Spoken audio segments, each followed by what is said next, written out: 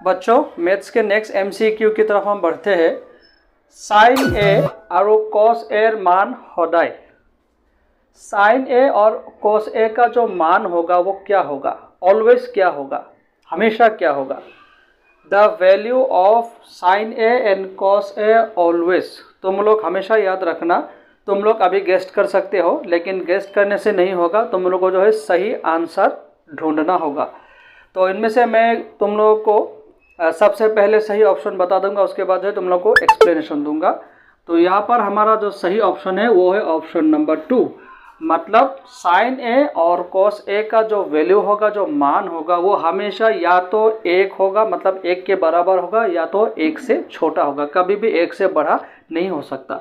तो ये जो आंसर तुम लोग को मिल जाएगा ट्रिगोनोमेट्रिक जो तुम्हारा चैप्टर है उनमें से जो एक चार्ट दिया हुआ है कि 0 डिग्री का वैल्यू कितना होगा, 30 डिग्री का कितना होगा, 45 डिग्री का, 60 डिग्री का, 90 डिग्री का। सो 0 डिग्री से लेकर 90 डिग्री तक यहाँ पर चार्ट आप लोगों को किताब पे दिया हुआ है, आप लोग देख लीजिएगा। वहाँ से जो हम इस आंसर को फाइंड आउट कर सकते हैं। Now is that clear?